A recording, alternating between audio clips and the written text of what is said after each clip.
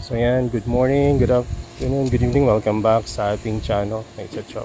So, ito tayo ngayon, rest day. Pero syempre kahit rest day, kailangan natin diligan tong mga halaman natin. Kung mapapansin nyo, maraming itim-itim sila ngayon. Dahil tag-ulan, medyo lumalamig-lamig yung panahon after nung sobrang init, di ba? Kaya nakikita nyo, nagdo-dormant sila. Kahit etong mga akairio, yan, di ba? At itong black star. Yan. Yan yung itsura kapag nagdo-dormant. Walang mga halos fresh na tubo or papaumpisa pa lang. Tapos ang dami. Yung iba patulog pa lang, iba gising na. So, kung siguro dati yan, nireplant ko na yan, pinropagate ko na to skip dormancy. Pero sa dami nito ngayon na inaalagaan ko, hindi ko na ma-skip yung dormancy. So, ang ginagawa ko na lang, inaayaan ko silang magpahinga kung kailan nila gusto. Kasi alam ko naman na kapag inalagaan ko to ng sakto lang, yung tama ba? Sweet spot. Yung bigay mo yung basic, low mineral water, tapos tamang drying period, pagpapaaraw, right media. So, ayan, makakatulog sila ng maayos, di ba? Pagising nila, hindi buhay pa rin. Kasi minsan kapag nagdo-dormant, doon na nagkakaroon ng problema. Minsan kasi ginagalaw natin kapag nagdo-dormant. Iniisip natin baka mamatay, may problema ba itong halaman na to. Replanting, iba nilalagay sa rep. Wala namang problema doon. Ginagawa ko rin yun dati. Maliban doon sa paglalagay sa fridge. Pero ang napansin ko dito kapag dormant, kahit hindi mo na sila i-manage, kumbaga diligan mo lang as usual tulad ng ginagawa mo before pa sila mag-dormant. So tingnan nyo itong isa, na-force dormancy ko. Kasi di ba nagtanggal tayo ng dito ng plastic sa ilalim, tapos hindi ako nakapagdilig ng 1-2 araw yun. Nasunog, tapos na-activate yung dormancy nila. Na-dry eh. So, hindi ko alam kung magtutuloy yung dormancy na ito o magpa-perk up na lang. Ito yung salmon. Although may mga natira pa namang mga okay. Pero karamihan dyan na sunog yung mga ipang-ibabaw na foliage. Pero ang kagandahan yan, maganda pa rin yung mga ilalim na rhizome. So kita nyo yan, kahit ako na matagal na nag-aalaga nito, nagkakaroon pa rin ako ng mga sablay. Kaya yung mga baguhan, na ganito yung nangyayari, may kasama kayo sa hirap at ginawa. So ang lang na advantage lang talaga natin dahil medyo matagal na tayo nag-aalaga. Alam na natin ang gagawin. So kapag ganito na nasunog yung halaman nyo, yan, alagaan nyo lang ng maayos tulad dati. Bigyan nyo na mas maraming tubig, pero hindi yung tubig na stagnant. Kailangan well draining pa rin siya kahit na wini-well water nyo kasi para matuyo pa rin. Kaya nyo didiligan kasi nga para makahabol ng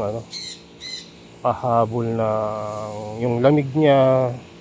Kinakailangan niya moisture, baka madali nang matuyo kasi ang lalaki na ng mga BFT natin. So ayun, so ito ring mga red cultivar, although matitibay ito, yan nagkaroon din ng pag-iitim, pero dito sa gitna hindi, diba? Bakit kaya? Pansin nyo, kasi dito sa side na to mas konti yung media, so yung tubig na hino-hold ng media ay not enough pala para i-sustain yung mga plants sa paligid. Pero itong nasa gitna, since nagka-clump sila dito, mas maraming tubig yung naiipon sa gitna kasi nga mas maraming media, diba? Mas yung sphagnum moss, alam niyo naman, diba? Pagka nilagyan niyo ng tubig yan, yung absorption ng sphagnum moss grabe. Kumbaga doble or dun sa volume nung dami ng sphagnum moss. Ganun din karami yung niya, may absorb ng tubig o mas marami pa. So yun lang, idiligan nyo at babalik uli yan. Tingnan nyo tong GJ Giant Form. Although nag-uumpisa na rin itong may sign na ng dormancy, tuloy niya na. May mga patsi-patsing itim na. Pero karamihan sa kanya okay pa. Kumbaga pagising na gising pa. Pag nag-dormant tong mga to, so i-cancel out muna natin to sa di-delist natin sa store. Kapag nagising na uli, tsaka na natin i-out. So kailangan lang talaga may time ng rest. Kapag time ng rest, syempre hindi mo pwedeng pilitin na i-out. Kasi yun yung time na dadami sila. Pagkagising niya, ang dami tumpok. Yung isang halaman nagiging 6, nagiging 11. Tulad nung nandun sa yung DM Onquijorongcos natin, di ba? So yun, kapag nagdo-dormant yung halaman nyo, ano lang, alagaan nyo ng maayos. Huwag nyo pakialaman ng pakialaman. Kasi habang pinakikailaman nyo yan, mas nagde-decline yung health nila. Parang kapag may sakit yung isang tao, kailangan niya magpahinga. Diba? So kapag ginulo mo ng gulot, walang time to rest and to recover. So sila, mas pumapangit at mas mataas yung chance na mamatay. Pero kung bibigay mo yung best na alaga sa kanila habang sila ay nagpapahinga, kapag kagising yan, bibigyan ka naman nila ng mas maraming plantlets. Alam niyo yung pinagtataka ko dito sa Venus flytrap, kapag nagdo-dormant sila, naliit ang rhizome rin nila nababawasan kasi wala naman silang ibang kakainin na na nutrients maliban dun sa rhizome nila. So kapag nagising naman yan, ang dami. Ewan ko kung paano yung yung mystery na yun.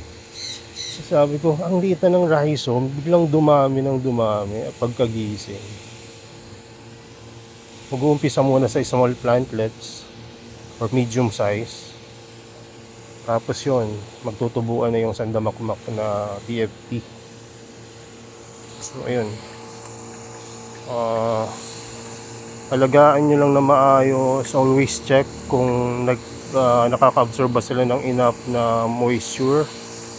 Hindi rin naman pwede na laging stagnant or yung laging may kumbaga na lulunod na sa tubig kasi maaring ikabulok naman ng rhizome yan. So kailangan lang talaga enough watering. So ganito lang naman ang ginagawa namin daily. Kapag tinamad ka, ayun, talo ka pati yung halaman mo kasi mamamatay syempre. Kasi yung simpleng pagdidilig niya, akala nyo napakadaling gawin ang dilig. Syempre hindi naman sa atin lagi may panahon tsaka yung effort na gusto mong magdilig. Pero syempre kailangan mo natin gawin yun kung talagang gusto nating pagandahin yung halaman. Didiligan regularly, mas maganda kung araw-araw. So kung araw-araw nyo didiligan yan, kailangan well draining yung media nyo para matutuyo rin after some time, di ba? So pag dilig nyo, kailangan nyo na talagang diligan after a day. So kailangan ay nagde-drain yung media, yung tubig niya. Yung iba kasi ginagawa water tray, okay rin naman yun. Pero pag naka-water tray ka, kailangan ubusin mo muna yung tubig sa tray bago ka uli magdidilig. Kasi kung marami pang tubig, tapos palitan mo uli yung tubig, dagdagan mo uli, hindi pa nga nakakaranas ng kumbaga aeration yung root system dahil hindi pa nagda-dry. Tignan nyo, pagka ganyan, medyo dry na, diba? So yan, pwede nyo nang papyawan ng dilig yan. Ito, hindi pa masyadong diligan. Pagka ganyan na, pwede nyo nang diligan. So pagka mas maliit yung paso nyo at mas maraming butas tulad nitong mga paso namin, mas madaling mag-drain yan. Ang advantage lang yan, more aeration.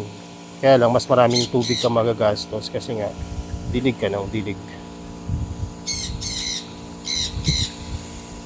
So yun lang muna at hindi ko na pahabain yung video na to. Ang lang sa dormancy, hayaan nyo lang siya na mag-dormant. Ibig sabihin na hayaan, wag nyong kakalikutin ng kakalikutin. Diligan nyo, paarawan nyo pa rin.